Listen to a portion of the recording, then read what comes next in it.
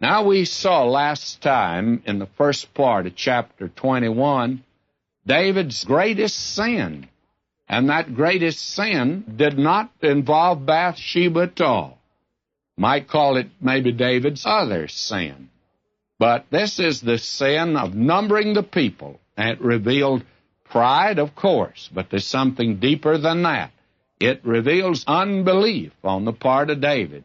One time, as a little shepherd boy, he could go out and meet a giant with a slingshot and 5 smooth stones, because that giant had 4 sons sitting over there in the army, and he knew they'd come out to help Papa, and David was ready for all of them. Now we find that David has a great army, 1.5 million men, but he wants them numbered. He's looking to the man, his army, rather than to God. Before he had looked to God. Now, this was a great sin, a sin of unbelief on the part of God's king. And so he now is told by the prophet Gad that he is to be judged. He's given a choice of 3 judgments, and David thinks them over, and he recognizes that it was his sin, but the people were to be involved in the judgment since he was the king, and they were involved in his sin, because it's interesting how people follow the leaders of a nation, and that was true in David's case, and he certainly set a bad example for them. David, though, didn't want to pick any one of these. One of them would mean he'd fall in the hands of his enemies. David says, I don't want to fall in the hands of man. I'll fall in the hands of God, and I'll let him pick the judgment. And he cast himself upon the mercy of God.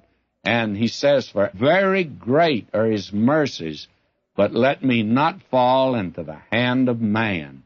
Now that was David's response. Now notice what God did. So the Lord sent pestilence upon Israel, and there fell of Israel 70,000 men. God sent an angel unto Jerusalem to destroy it. And as he was destroying, the Lord beheld. He repented him of the evil, and said to the angel that destroyed, It's enough. Stay now thine hand. And the angel of the Lord stood by the threshing floor of Ornan, the Jebusite. And David lifted up his eyes, and he saw the angel of the Lord stand between the earth and the heaven, having a drawn sword in his hand, stretched out over Jerusalem. Then David and the elders of Israel, who were clothed in sackcloth, fell upon their faces. And David said unto God, Is it not I that commanded the people to be numbered? Even I it is that have sinned and done evil indeed. But as for these sheep, what have they done? Let thine hand, I pray thee, O Lord my God, be on me and on my father's house, but not on thy people, that they should be plagued. Now notice, this is a marvelous prayer that David prays here. He takes full responsibility for his sin. And may I say, David has changed a great deal. There was a time when he committed that sin with Bathsheba. He wasn't going to say a word about it, you know. Even Uriah the Hittite was murdered. David was responsible for it. Was David pushing the blame out for someone else, you see? And he's trying to cover up. But not now. David's learned his lesson.